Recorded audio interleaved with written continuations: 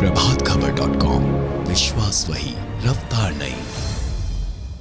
आज हमारे साथ मौजूद हैं डॉक्टर अलीम सिद्दीकी जी, जो कि एक मानसिक रोग विशेषज्ञ हैं। डॉक्टर साहब से जानते हैं कि नई जनरेशन में जो मोबाइल के प्रति बच्चों में एडिक्शन बढ़ रहा है, आखिर उससे छुटकारा पाने के लिए क्या कोई तरीका है जो अपनाया जा सके? जी जी, देखिए, मोबाइल में एडिक्शन जैसे कि बाकी नशे हैं वैसे ही एक तरीके से माना गया है। इसको बिहेवियर एडिक्शन बोलते हैं। मतलब ऐसा कोई हरकत, ऐसी कोई बातचीत, ऐसा कोई बिहेवियर जिसके प्रति हम एडिक्टेड जैसा बिहेवियर कर रहे हैं। तो जैसे कोई भी एडिक्शन जो बनता है वो धीरे धीरे एक्सपोजर होता है। एक्सपोजर होने के बाद उस चीज़ की लत पड़ जाती है, और जब वो हमसे लिया जाता है या जब उसमें कमी आती है तो फिर हमको इरिटेशन, गुस्सा, उसको दोबारा यूज़ करने की तलब, और उसके बिना हमारा काम नहीं चल पाता है। तो जो एडिक्शन मॉडल शराब पे, जो अफीम पे, जो कैनबिस पे है, वही बिहेवियर एडिक्शन अगर इस फॉर्म में हो जा रहा है तो उसको कहा जाता है। डॉक्टर साहब, अभी लखनऊ के पीजीआई कोतवाली से एक मामला आया है, जहां 16 वर्षीय एक लड़के ने अपनी मां के मना करने पर, जब वो सो रही थी तो उनको गोली मार दी। मतलब उस बच्चे में एडिक्शन इतना बढ़ गया था कि माँ की किसी बात मानने तक खुद राजी नहीं था, और जब माँ बार बार मना कर रही थी तो उसने माँ से कुछ भी कहना या उनसे बात करना उचित नहीं समझा, बल्कि एडिक्शन का लेवल इतना बड़ा हुआ था कि उसने गोली मार दी माँ को। देखिए, उस घटना पे तो हम कोई कमेंट नहीं करेंगे, क्योंकि किसी भी घटना पे जब तक हमको पूरा डिटेल नहीं हो कमेंट नहीं किया जाता है। जनरल बात हम ये कहेंगे कि ये चीज़ें अगर आपको प्रिवेंट करनी है, ये तो इसको हम एक एक्सट्रीम आउटलायर केस कहेंगे, कॉमन चीज़ नहीं है, अनकॉमन है इस तरह की घटना। लेकिन जो इसमें काम की बात जो हमको समझनी चाहिए वो ये है कि बच्चे और पेरेंट्स का जो कम्युनिकेशन चैनल है वो ओपन होना चाहिए। एक्चुअली पहला एक्सपोजर तो पेरेंट्स ही बच्चे को कराते हैं कि भाई पेरेंट्स के पास समय नहीं है, दोनों हस्बैंड वाइफ काम कर रहे हैं, या घर में और कोई बीमार पड़ा है जिसके लिए लगा है, तो उन्होंने अक्सर जो पेशेंट हमारे पास आते हैं कि और बच्चे को खाना खिलाना है, तो सबसे आसान था कि खाना खिलाने के लिए छोटा बच्चा था तो उन्होंने मोबाइल की आदत डाल दी। तो पहला स्टेप तो पेरेंट्स ही देते हैं। उसके बाद किसी किसी में वो चीज़ एडिक्शन का फॉर्म ले सकती है। तो इसको जो अब रिवर्स करने का तरीका होता है वो ये है कि सबसे पहले चैनल ऑफ कम्युनिकेशन, पेरेंट्स का और बच्चों के बीच का तालमेल, पेरेंट्स का आपस में तालमेल कैसा है, और अगर फैमिली में और एक्सटेंडेड लोग हैं जैसे ग्रैंड पेरेंट्स हैं साथ में, या और सपोर्ट स्टाफ है साथ में, तो वो फैमिली जिसमें तालमेल आपस में अच्छा रहता है उसमें इस तरह की घटनाक्रम होने के चांसेस बहुत कम रहेंगे।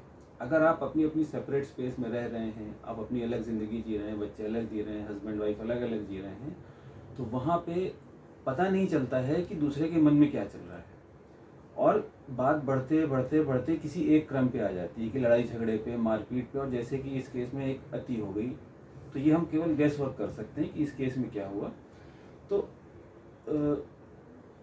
जो काम की बात यही हुई कि बच्चों के साथ अब जब बच्चों को आप किसी टॉय से, किसी पैसे से या मोबाइल से दूर रखना चाहेंगे तो वहाँ उसका टाइम भरेंगे कैसे? उसका टाइम भरेंगे आप अपने ज़रिए। तो अगर बच्चों का मोबाइल से आपको चिंता है तो आपको अपना टाइम बच्चों के साथ इन्वेस्ट करना पड़ेगा। आपका फैमिली टाइम होना चाहिए, आपका पर्सनल टाइम के साथ उसका मैचअप होना चाहिए, और आपके वर्क टाइम के साथ तालमेल होना चाहिए। तो ये तीनों चीज़ें, आपका वर्क, फैमिली, पर्सनल टाइम, और ये जो कॉमन चीज़ें हैं ये होनी चाहिए। सिंपल चीज़ है, आपका अगर साथ में बैठ के खाना खा रहे हैं और उस टाइम पे मोबाइल लोग नहीं देख रहे हैं, बहुत ज़्यादा समय इन्वेस्ट करने की ज़रूरत नहीं है, वो कर लें। दूसरा, जब बच्चा कोई प्रॉब्लम लेके आए तो उसको सुन ले। अगर आपके पास सॉल्व करने का तरीका नहीं तो केवल सुन ले, उस चीज़ को एड्रेस कर दें। बच्चे को ये पता होना चाहिए कि अगर हम कोई भी उल्टी सीधी बात, परेशानी की बात पेरेंट्स के पास लेके गए तो वो सुनी जाएगी, ठीक है।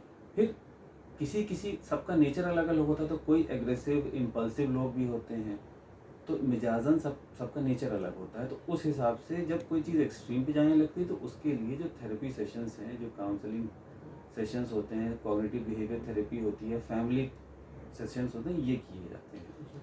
और अति अगर बहुत ज़्यादा किसी में क्रोध की भावना है, बहुत ज़्यादा इम्पल्सिविटी है, रुक नहीं पा रहा है अपने आप को, गुस्सा बहुत कर रहा है, तो उसमें दवाएं भी हैं जो उसमें असर करती है। तो ये बेसिक फैमिली स्ट्रक्चर आपका अच्छा होना चाहिए। उसके बाद भी दिक्कत आ रही है तो मेंटल हेल्थ प्रोफेशनल से आपको हेल्प लेनी चाहिए ताकि इन चीज़ों को हम काउंटर कर सकें। सर इसको पता कैसे लगाया जाए कि हमारा बच्चा को लग रहा है कोई दिक्कत है, मानसिक भी दिक्कत है? पता लगाने के लिए सबसे इम्पोर्टेंट ये है कि जो बच्चे का बैकग्राउंड जो जैसे अभी तक विकास होता आया है, जो उसकी ग्रोथ का जो ट्रेजेक्ट्री है, अगर वो डेविएट होने लगे, जैसे बच्चा अचानक से अलग थलग रहने लगे, या बच्चा इरिटेट बहुत होने लगे, या उसके मार्क्स अचानक से कम होने लगे हैं, या घर से थोड़ी थोड़ी देर के लिए बाहर जा रहा है और वापस आ रहा है, तो बच्चे के बिहेवियर में अगर आप चेंजेस देख रहे हैं तो ये एक अलार्मिंग साइन हो सकता है। या बच्चा बार बार इस तरह की जैसे बहुत सारे अब्यूज के केसेस होते हैं कि बच्चे के साथ कुछ शोषण हुआ है, तो वो जो खेल का उसका जो प्ले बिहेवियर है वो अगर चेंज हो रहा है, तो एज के हिसाब से हम लोग मार्क करते हैं। बड़े बच्चों से तो हम लोग बातचीत करके पूछ सकते हैं, छोटे बच्चों से जो बिहेवियरल ऑब्जर्वेशन है उसके ज़रिए। तो अगर चेंजेस सिग्निफिकेंट आ रहे हैं तो उसको फिर हम वर्कअप करते हैं उसका डिटेल में।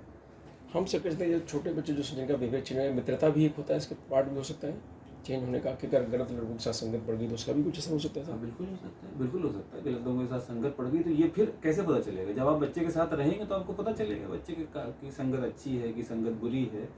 तो संगत, फिर वही बात आती है कि फैमिली टाइम, तो जो फैमिली कल्चर था, जो एक क्लोज निट फैमिली रहती थी, अगर वो फॉलो करेंगे तो बहुत सारी चीज़ें अपने आप ऑटोमेटिक कट ऑफ हो जाएंगी और आपको पता भी नहीं चलेगा कि आने वाली समस्या जो है वो टल गई है आपके ऊपर से। तो डॉक्टर साहब, ये खान पान साथ रहने की तो बात हो गई, लेकिन क्या खान पान में भी कुछ ऐसे बदलाव आ रहे हैं जिससे बच्चों में लक्षण आ रहे हैं, कुछ एकदम से एंग्री हो जाना या कुछ? हाँ, खान पान में जितनी भी रिसर्च है बहुत कुछ ज़्यादा नहीं पाया गया है।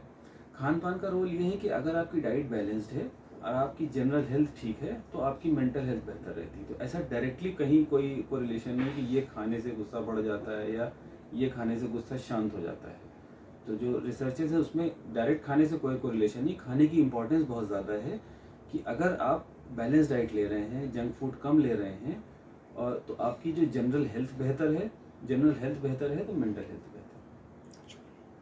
है। ठीक है, धन्यवाद डॉक्टर साहब। Thank you.